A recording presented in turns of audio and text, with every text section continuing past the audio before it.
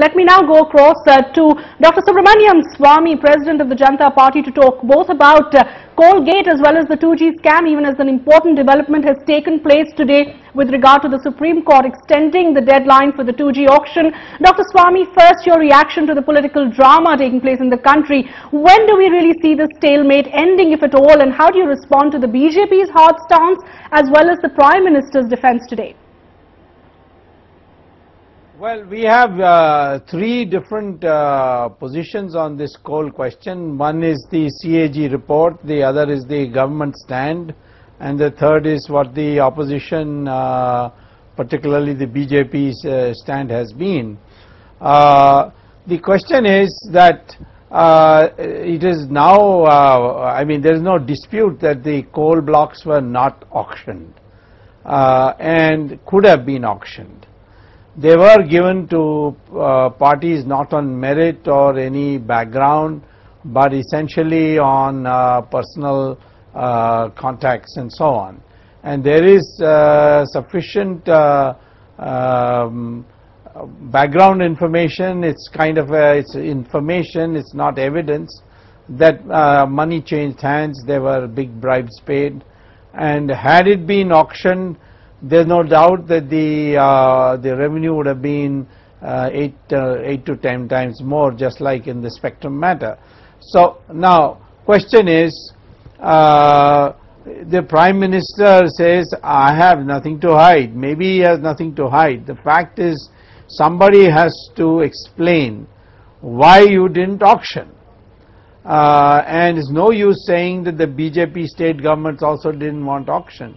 You are the maker of the policy, the state government was not the maker of the policy, and you chose not to auction it when there was a clear recommendation earlier and there was a decision. And even after the Chawla committee report, where very clearly they said the auction should be taken and the government accepted 69 of the 81 recommendations, they still continued to give coal blocks on personal basis and not on the basis of auction. So I think the BJP is perfectly right. What is the point of having a debate and then going home after that?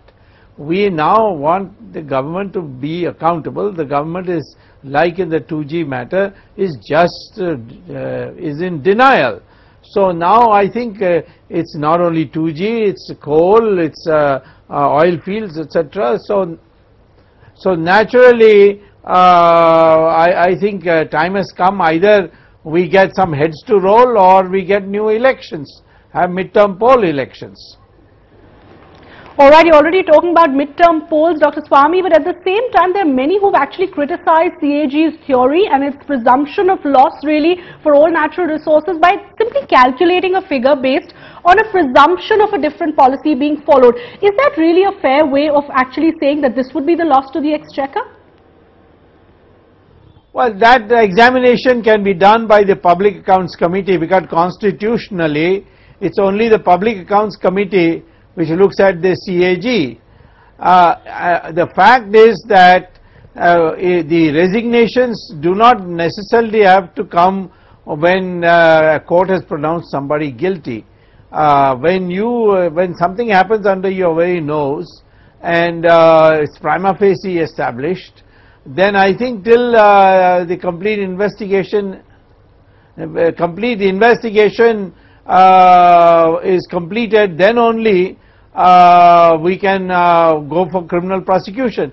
But till then, those who are responsible, they must step down, and if they are not in a position to do so because of this may lead to something worse, then I think the only alternative is to have elections. Alright, let me now change gears and talk about the 2G auction. New timelines have been set up today by the Supreme Court. Do you in some ways feel that now that the auction will go through your stand and the CAG stand has been vindicated, because the auction is taking place at a much higher reserve price that has been set? Well, first of all, there is no doubt that the amount of revenue now they are telling us is something in the region of 7 lakh crores and not not 1,76,000 crores more. So we are in a very strange situation that the total tax bill of the central budget is less than 5 lakh crores, and in one auction you are able to get 7 lakh crores. Look at the scandal that we have been such a high tax paying country, and where you could have easily raised resources by this method of auction much earlier. What surprises me is the way the government is trying to buy time, and that is why today in the Supreme Court they came down hard on him. I have also made a proposal that the difference between the 2008 first come first served price policy and the auction price, that difference must be now borne by companies, because more than 4 months were given to conduct the auction, and they have not been conducted.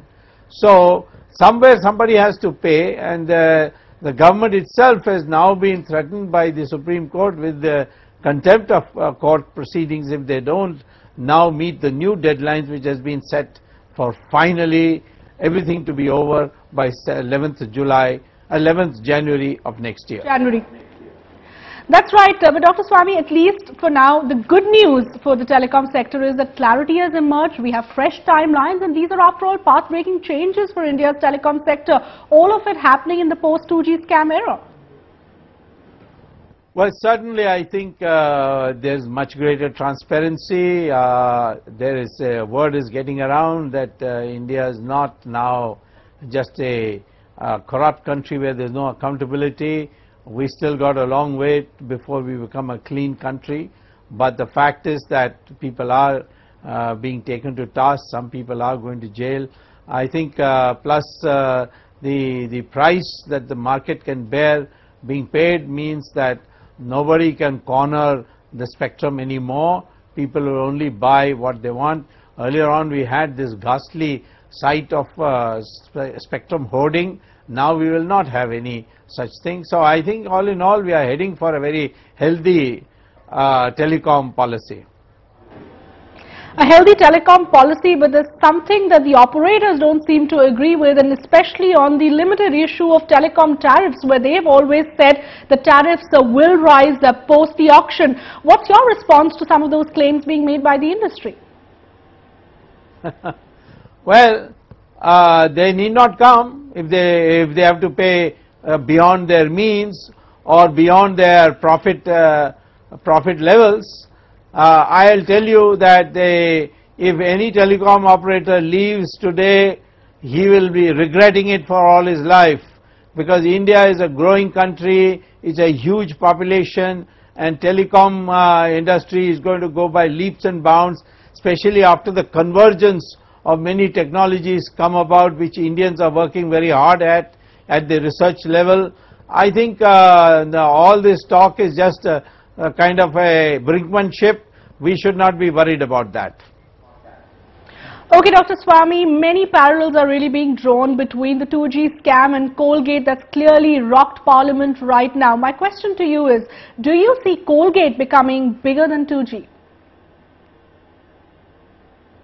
Yes, in terms of the money involved is much bigger, and in fact it's a thing where hardly any technology is brought in. So any fly-by-night operator can also come in and get in, provided he pays a bribe. So in a sense, the ramification of it is much more than in the case of 2G.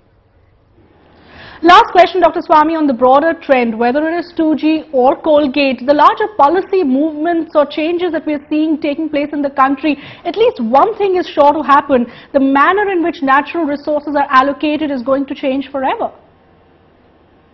I think so. I think we already have a comprehensive report written by the Ashok Chawla committee, and which 69 recommendations have already been accepted out of 81.